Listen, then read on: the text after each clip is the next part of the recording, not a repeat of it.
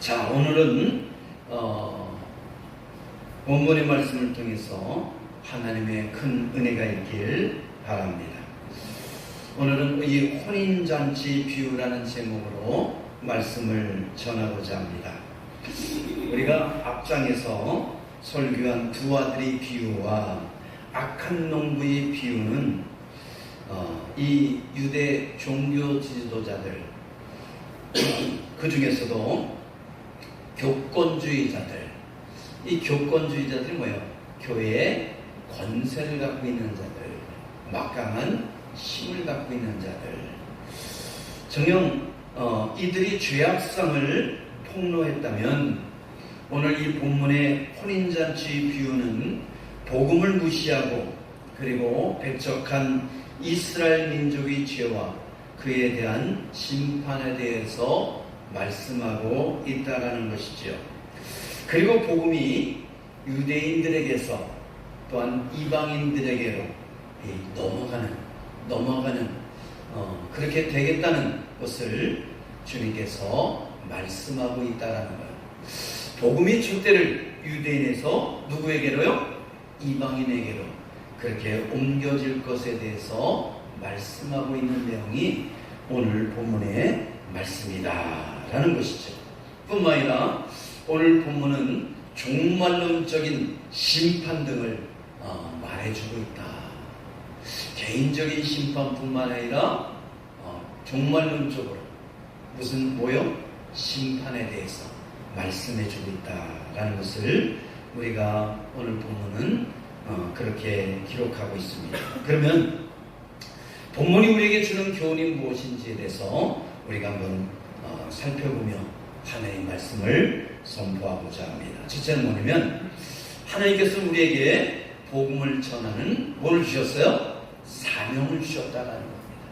뭐를 주셨다고요? 사명을 주셨다. 본문은 비유의 말씀입니다. 무슨 말씀이라고요? 비유. 이 비유란 국어사전에 의하면 어떤 현상이나 사물을 직접 설명하지 않고 다른 비슷한 현상이나 사물에 빗대어서 설명하는 일이다. 그렇게 말씀하고 있습니다. 그러니까 어떤 현상이나 사물을 직접적으로 설명하지 않고 뭐하고 있어요? 비슷한 현상이나 사물에 빗대어서 설명하고 있다는 거예요. 왜냐하면 직접 설명하면 이해를 못하니까 예수님 당시에 유대 사회의 모든 사람이 이해할 수 있는 그런 어떤 전상, 사물들을 빗대어서 뭐하고 있어요? 설명하고 있다는 거예요. 그래서 유대인들이 직접 삶의 전장 속에서 경험한 그 내용들을 가지고 비유로 설명하고 있기 때문에 지금 예수님께서 말씀하시는 것이 이런 뜻이구나 라는 것을 이해할 수 있게끔 그렇게 쉽게 뭐 할 수 있어요? 설명하고 있는 것을 볼 수가 있다라는 겁니다. 그럼 본문에 보면 어떤 임금이 종들을 보내서 아들이 혼인잔치에 사람들을 모였어요. 초청하는 것을 보게 되죠. 이 어떤 임금은 누구를 비유하고 있습니까? 하나님이세요. 이 어떤 임금은 하나님이에요. 그러면 그 아들이 혼인잔치를 하는데 이 아들은 누구를 말해요? 바로 예수 그리스도를 비유하고 있다는 겁니다. 그럼 이 혼인잔치는 무슨 잔치예요? 바로 천국잔치죠. 천국잔치를 말합니다. 그러면 여기서 나오는 종들을 보냈다. 그런데 이 종들은 누구를 말해요? 바로 하나님의 말씀을 전하는 선지자들을 말하고 있다는 거예요. 그럼 지금은 누구를 말하죠? 지금은 저와 여러분들. 바로 예수 그리스도를 전하는 저와 여러분들에 대해서 이 종들이다 그렇게 표현하고 있다는 겁니다. 그러면 초청하는 것, 뭘 가지고 초청하는 거예요? 뭘 초청하고 있어요? 이 복음을 전하는 것이죠. 우리 혼인잔치에 오세요. 정녕 우리 임금의 아들 혼인잔치에 오세요 라고 말하는 것은 바로 예수 그리스도를 믿고 구원받으세요. 그래서 하나님의 자녀가 되어서 천국에 가세요 라고 하는 거예요. 그런 전하는 것을 말하고 있다는 겁니다. 하나님께서 우리에게 복음을 전하는 뭐를 주셨어요? 사명을 주셨어요. 예수를 믿는다는 것은 내가 예수 믿고 구원받는 것, 그게 우선이겠죠. 그러나 거기서 머무르면 안 되는 거예요. 왜냐하면 우리는 예수 믿고 구원받았다면 또한 세상에 방황하는 수많은 영혼들에게 뭘 해야 된다는 거예요? 예수를 전하는 사명이 있다라는 것을 오늘 본문은 말해주고 있다는 것이에요. 그래서 이 복음을 전하는 것은 어려운 것이 아니라 가서 뭐 하는 거예요? 초청장을 전하면 되는 거예요. 초청장을 전하면 되는 거예요. 예수 믿으세요. 믿고 안 믿고는 전하는 사람의 탓이 아니라 누구 탓이에요? 본인이 책임지는 거예요. 우리는 뭐 하기만 하면 되는 거예요? 전하기만 하면 되는 거예요. 그리고 그 초청을 받아서 오고 안 오는 것은 누가 할 일이에요? 초청을 받은 사람의 몫이라는 것을 우리가 알면 됩니다. 그런데 오늘 성경을 가만히 보니까 이 초청하는 데 있어서 크게 두 종류, 그걸 또 분석하면 한 세 종류로 초청하는 것을 보게 됩니다. 자, 우리가 22장 3절에 한번 볼까요? 3절 시작.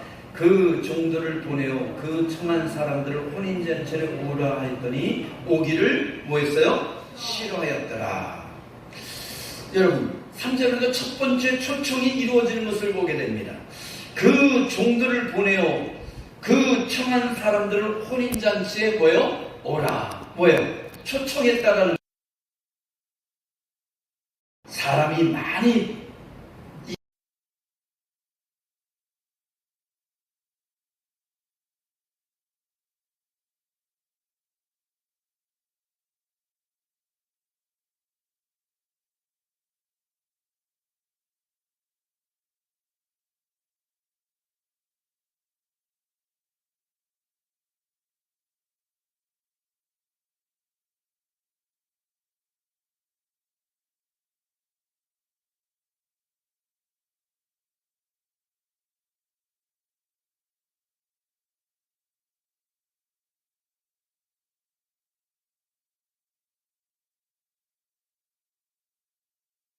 오기를 싫어했다, 그렇게 말하고 있잖아요.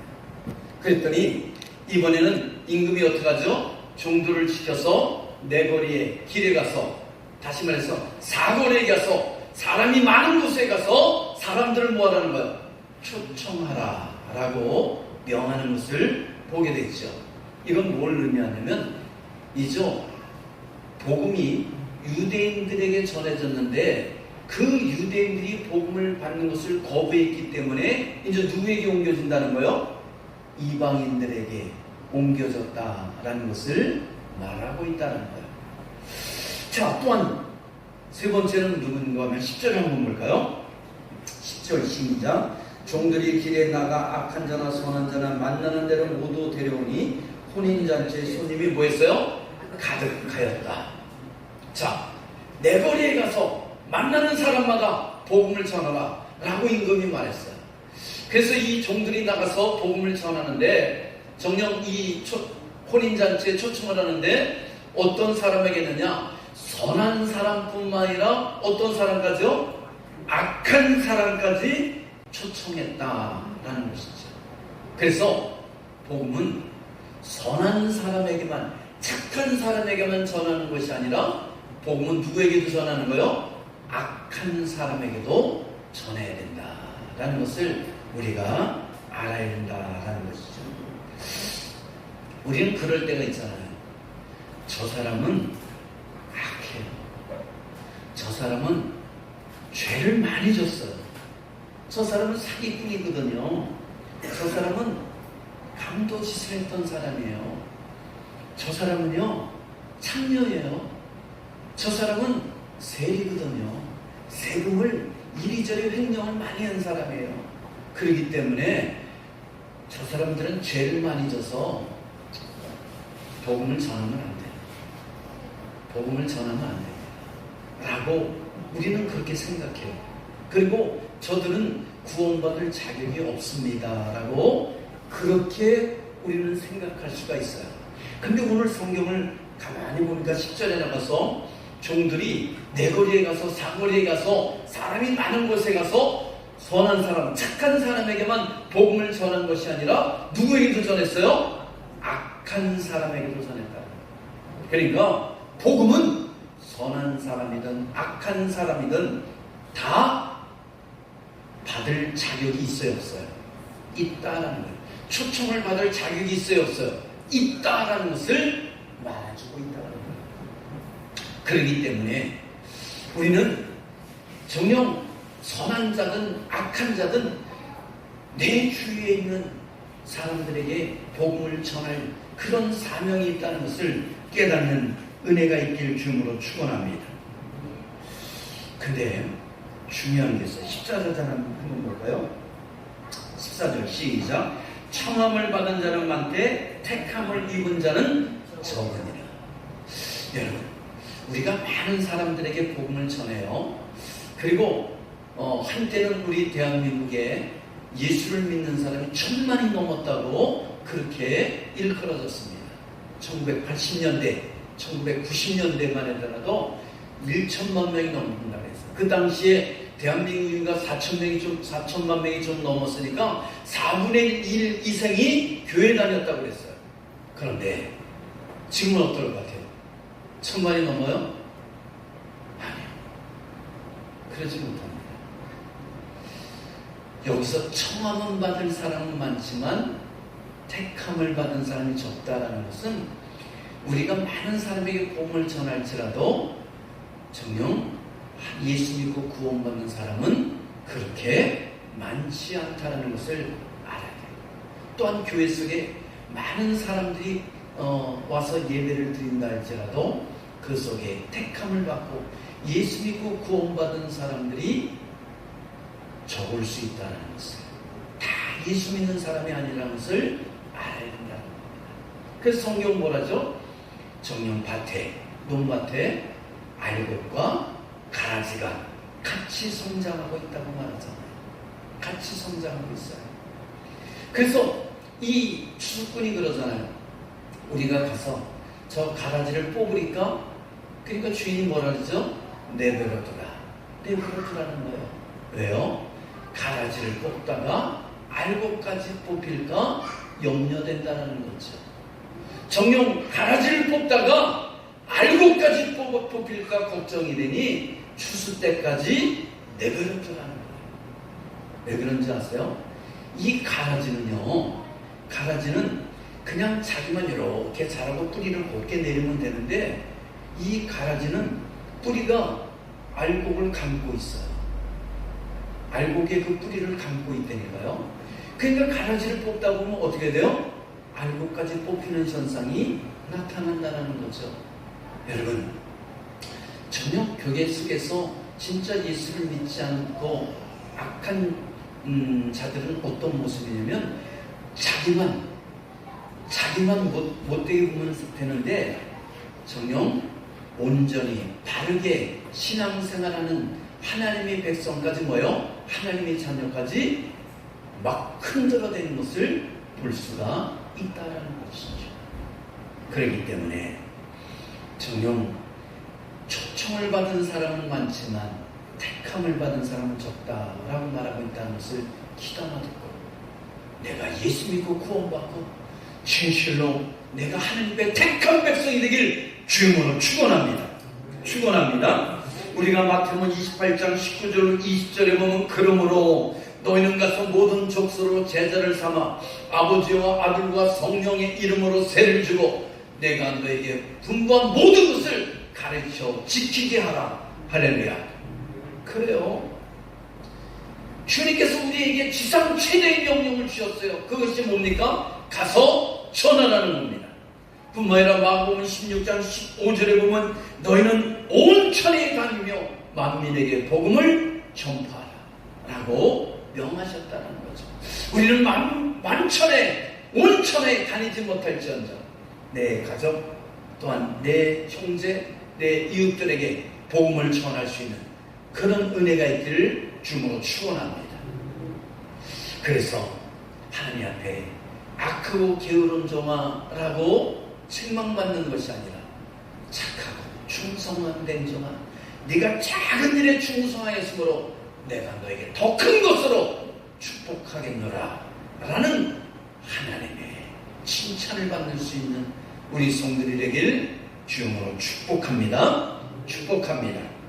두 번째는 뭐냐면 이 혼인잔치 귀에서 주는 두 번째 교훈은 복음을 거절하지 말라. 따라합시다. 복음을 거절하지 말라.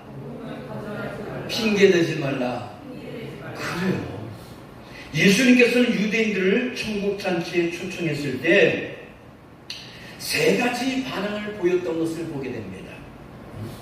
3절에 보니까 이 종들을 유대인들에게 보냈어요. 선지자를 누구에게요? 유대인들에게 보냈습니다. 다시 말해서 혼인잔치에 오라는 거죠. 예수 믿고 구원받으라는 거예요. 천국잔치에 오라고 보냈습니다. 근데 어떤 현상이 일어났어요? 3절 보니까 오기를 싫어했더라. 오기를 싫어했더라. 뿐만 아니라 5절에 보니까 이런저런 사적인 이유로 초청을 거절하는 것을 볼 수 있습니다. 그래서 5절 한번 볼까요? 5절 시작. 그들이 돌아보지도 않고 한 사람은 자기 밭으로 한 사람은 자기 사업하러 갔다라고 말합니다. 그러니까 이 종들이 와서 초청장을 내밀었더니 뭐하고 있다는 거예요? 돌아보지도 않고 쳐다보지도 않고 그냥 자기 밭으로 갔다라는 거예요. 뿐만 아니라 한 사람은 사업차 장사하러 떠나갔다. 그렇게 말하고 있다는 거죠. 뿐만 아니라 6절 한번 볼까요? 6절 시작. 그 남은 자들은 종들을 잡아 모욕했어요. 모욕하고 죽였다라고 그렇게 말하고 있습니다. 그렇습니다. 하나님께서 선지자를 보내서 유대인들에게 복음을 전했더니 그들이 어떤 현상을 보였어요? 싫어했다라는 거죠. 또 어떤 사람은 뭐 했습니까? 핑계를 댔어요. 나 바쁩니다. 밭에도 가야 되고 정녕 사업차 가기도 하고 소를 샀으니까 정녕 소도 밭에 가서 한번 시험해 봐야 되고 또 누가복음이니까 뭐라고 표현하고 있습니까? 장가를 가서 못 갑니다 라고 그렇게 말씀하고 있는 것을 볼 수가 있지요. 사람들은요, 또 어떤 사람은 적극적으로 뭐하고 있어요? 모욕을 주고 그리고 사람을 종들은 뭐 했습니까? 죽였다라는 것이죠. 이게 누가 한 행동이에요? 예수님 당시 아니 구약시대 유대인들이 했던 모습이라는 거예요. 이스라엘 백성들이 했던 모습이라는 겁니다. 그런데 현재에도 복음을 전할 때 이런 현상이 있어요, 없어요? 이런 일들이 일어나야 아니라요. 기가 막히게 똑같이 어쩌면 예수는 지금 사람들이 핑계대는 것을 어찌 그렇게 잘 알고 2000년 전 예수님께서 그렇게 똑같이 비유를 들어서 말씀하고 있었다라는 것이죠. 싫어하는 사람들을 한번 보시기 바랍니다. 혼인잔치에 오라니 오기를 싫어했다고 말해요. 이들은 이유가 없어요. 그냥 싫은 거예요. 예수 믿으세요? 그럼 어떡하죠? 그냥 싫어요. 하나님이 싫고 예수가 싫고 교회가 그냥 싫은 거예요. 이유가 없어요. 그래 안 그래요? 우리가 예수 믿으세요 그러면 어떻게 해요? 그냥 이유가 없이 그냥 싫어하는 사람 있잖아요. 손을 막 지우면서 밀치면서 뭐요? 그냥 지나가는 사람들이 많잖아요. 그래 안 그래요? 어떤 사람은 위아래로 눈을 딱 흘리면서 그냥 눈에서 뭐가 나와요? 눈에서 레이저를 쓰면서 지나가는 사람도 있죠.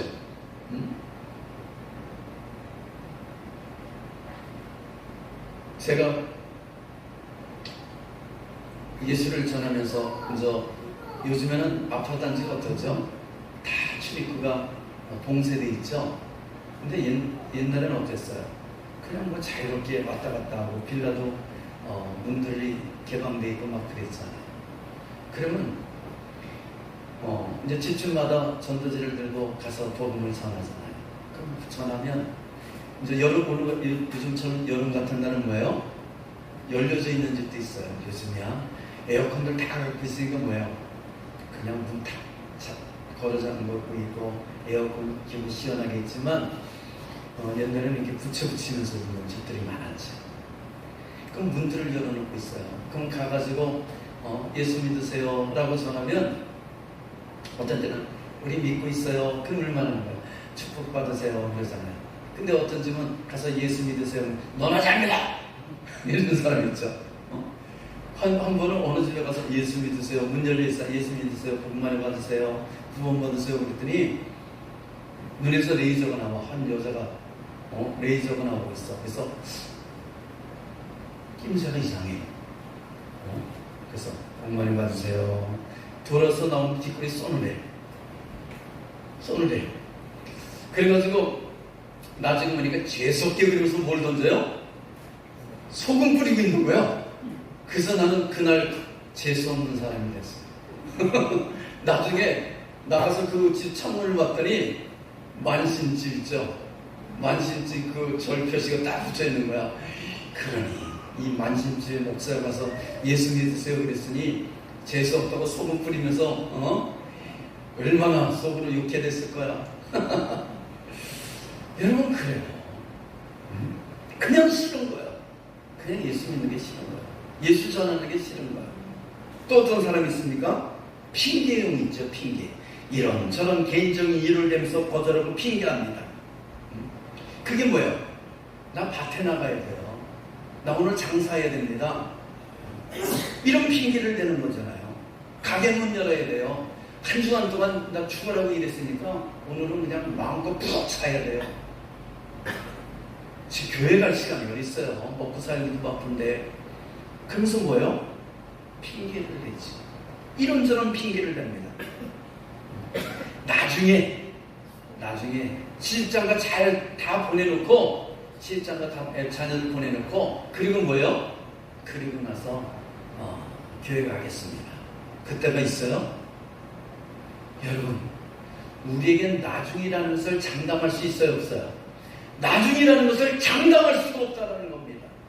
사람의 인생은 알 수가 있어요? 없어요? 알 수가 없다는 것이죠.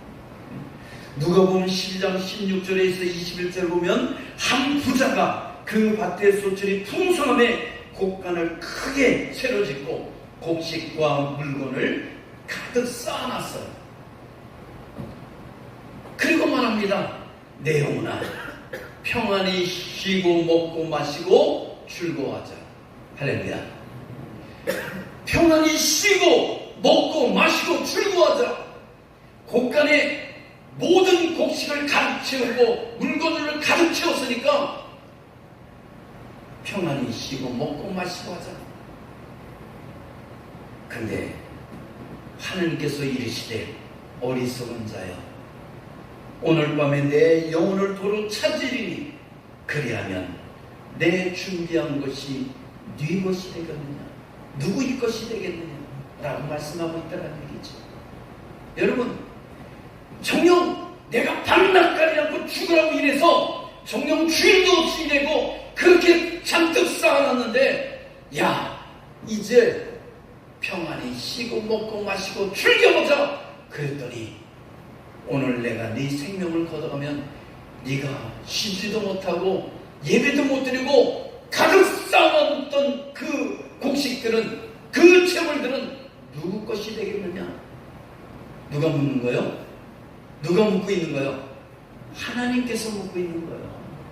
하나님께서. 그렇게 살지 말라는 거예요. 하나님께서 세상을 창조하실 때 6일 동안 열심히 창조하시고 제7일에는 뭐 하셨더라? 안식하셨더라.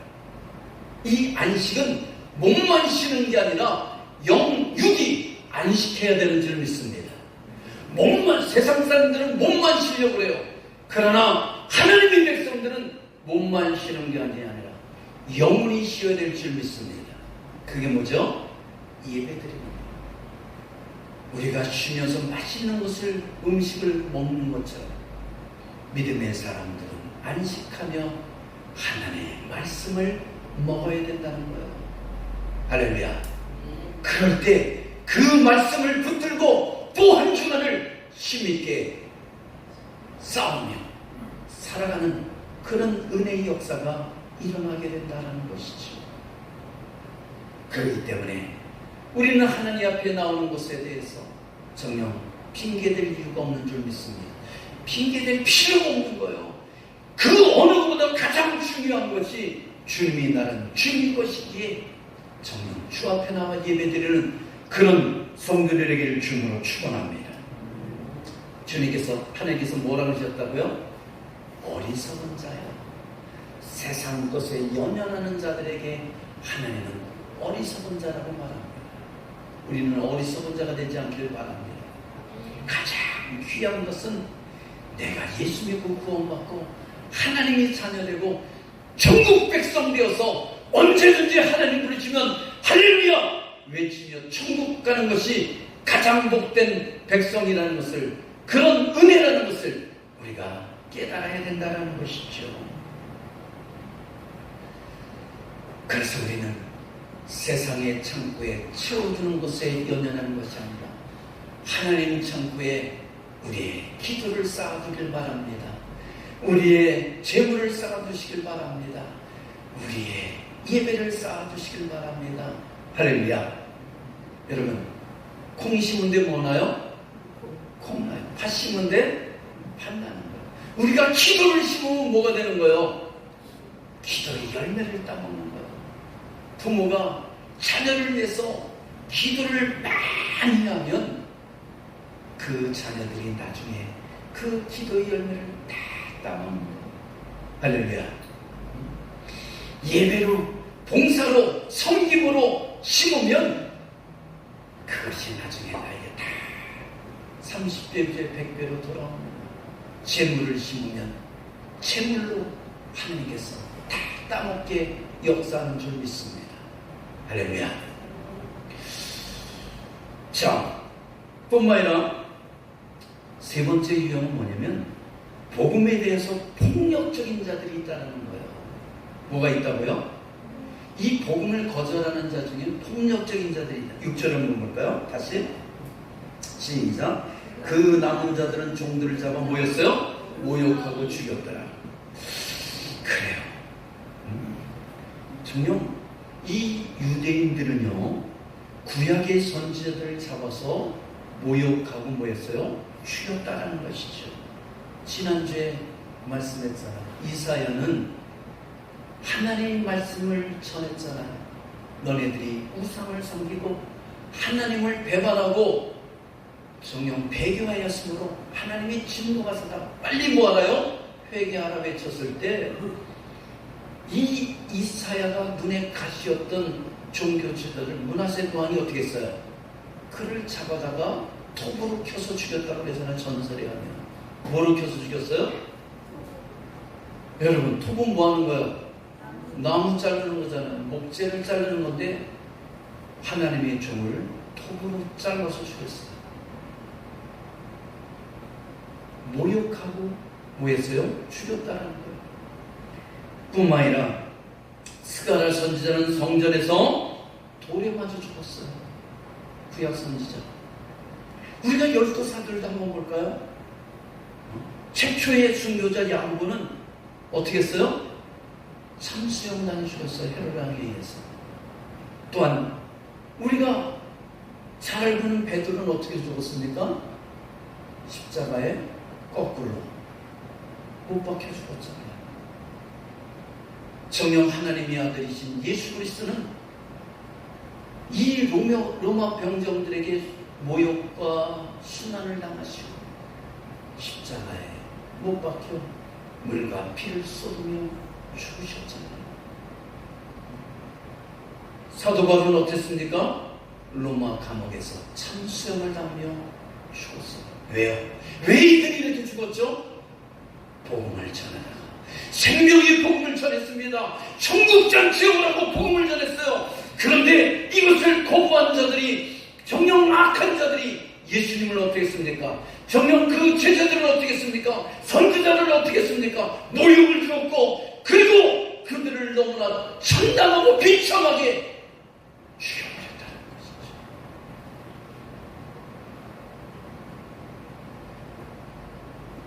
그러면 복음을 거절한 결과는 뭔 것 같습니까? 복음을 전했어요. 혼인잔치에 초대했어요. 근데 그것을 거부했습니다. 천국잔치에 초대했습니다. 정녕 많은 사람들이 그걸 거부했어요. 오히려 선지자들을, 주의 종들을 그렇게 모욕하고 죽였습니다. 이런 핑계 저런 핑계를 했습니다. 정녕 복음 자체를, 초대 자체를 싫어했어요. 이런 사람들에 대해서 정녕 왕임금은 어떻게 했습니까? 하나님은 어떻게 할 것 같습니까? 그래, 잘했다, 너는 네 멋대로 살면 돼 라고 그렇게 내버려 둘 것 같습니까? 성경을 보십시오. 7절을 봅니다. 시작. 임금이 노하여 군대를 보내어 그 살인한 자를 진멸하고 그 동네를 뭐했더라? 불살았더라. 여러분, 복음을 거절한 자는 끝내는 하나님의 심판이 있다는 것을 알아야 된다는 거예요. 뭐가 있다고요? 하나님의 심판이 있다는 거예요.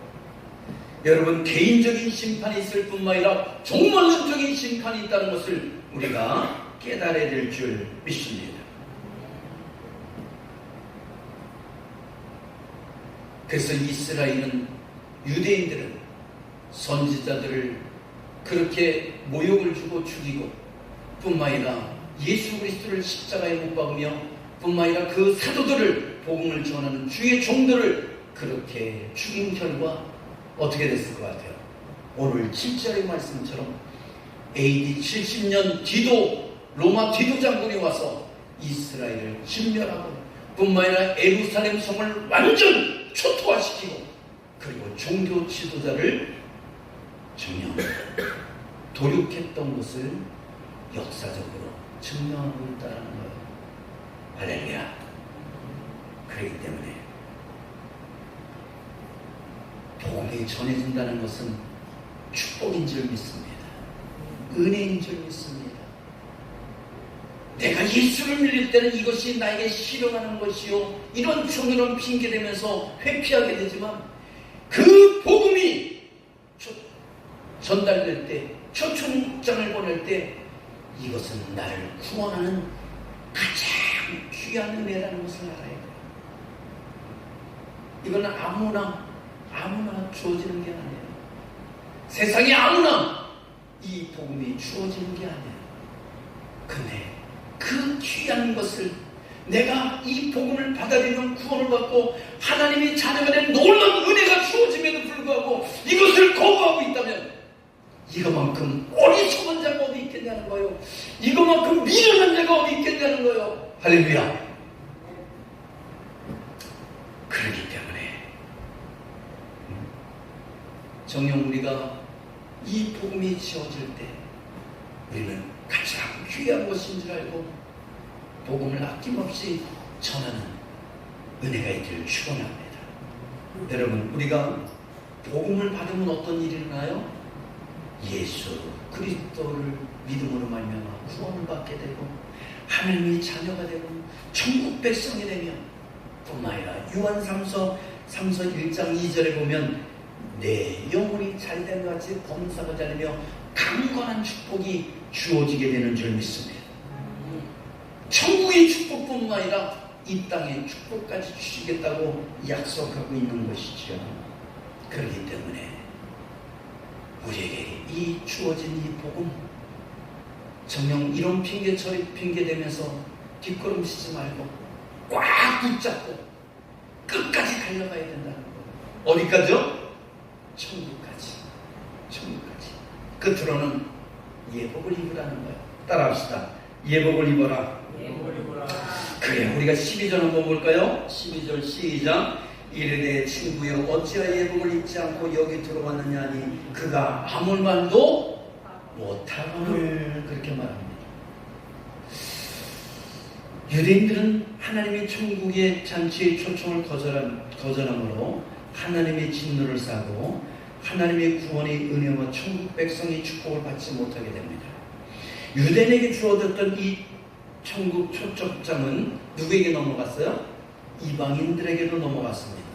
그래서 저와 여러분에게 이 복음의 은혜가 주어진 거예요.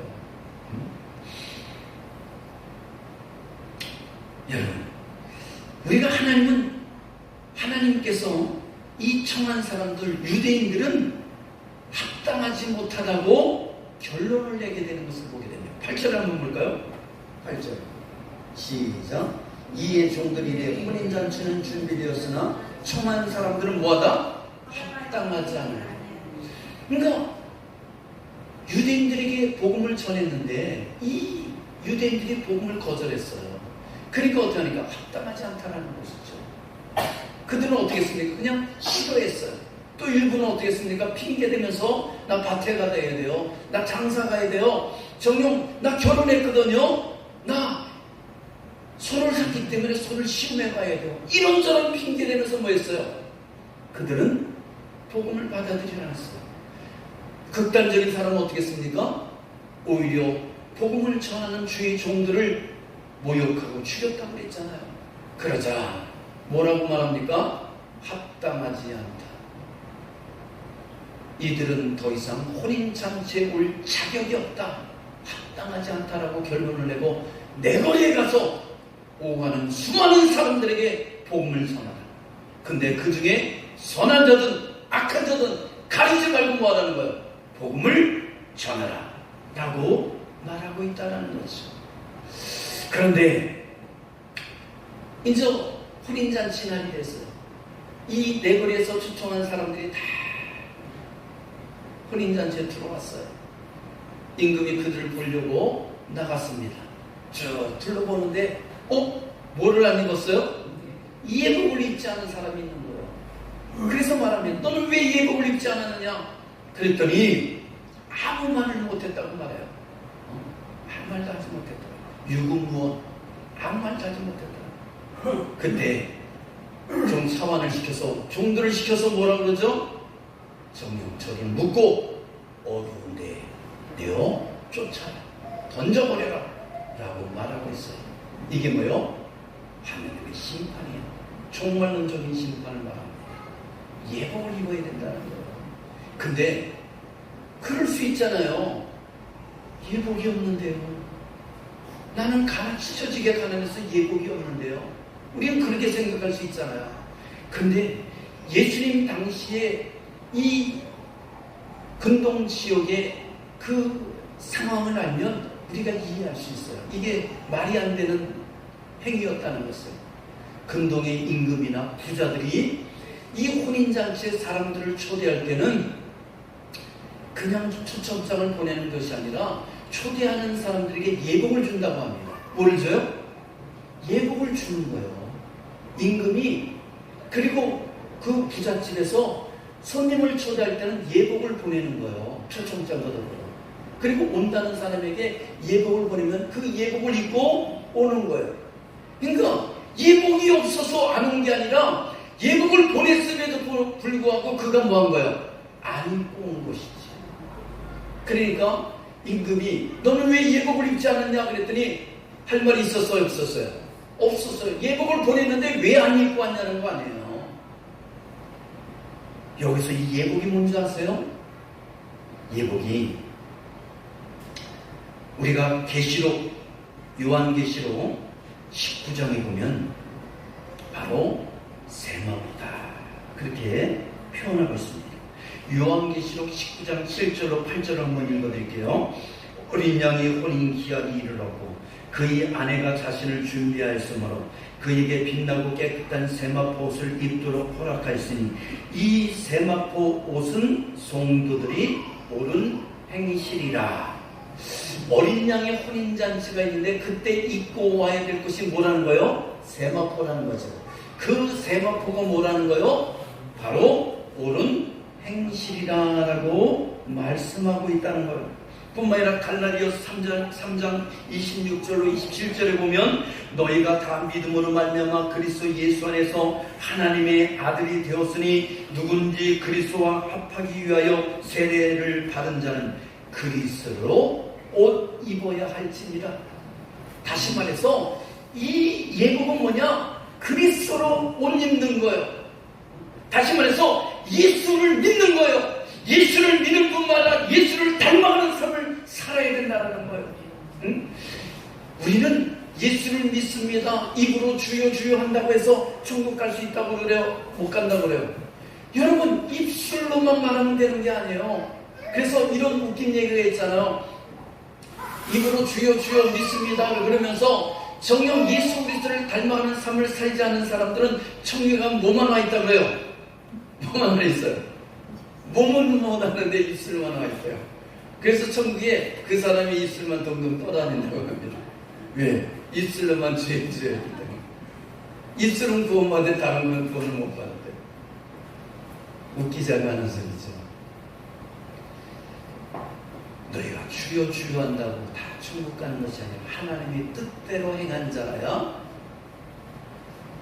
하나님의 백성이 될 수 있다는 것이죠.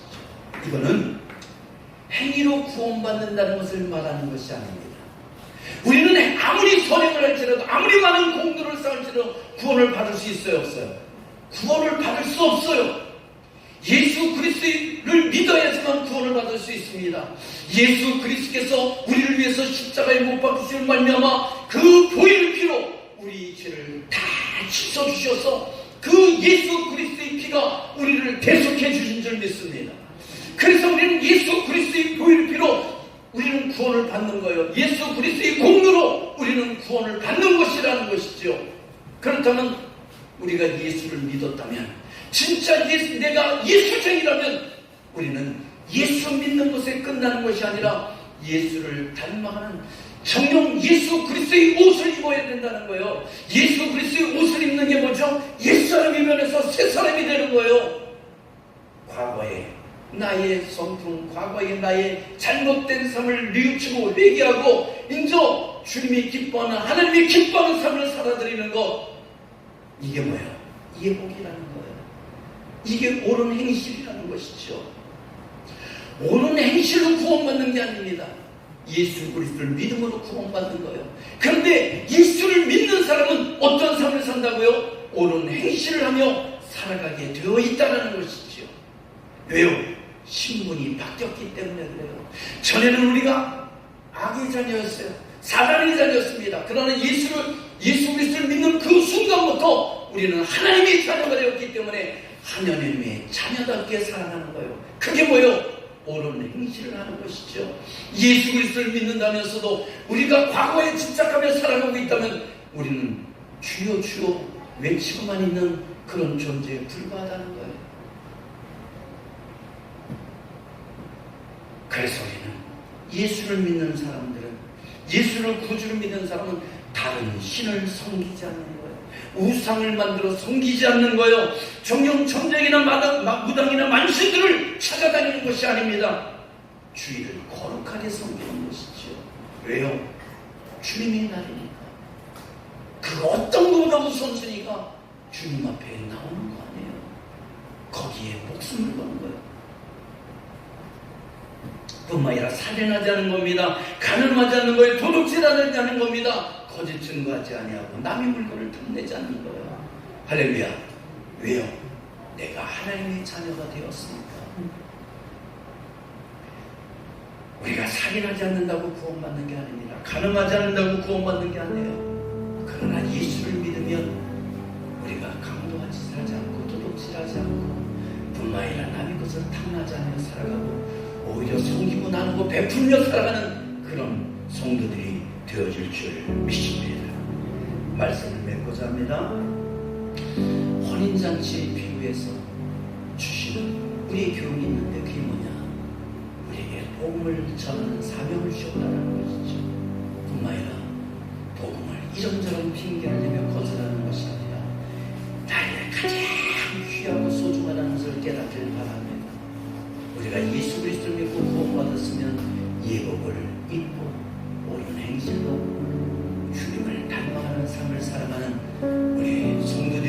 강민의 성도되길 주님으로 축원합니다. 축원합니다.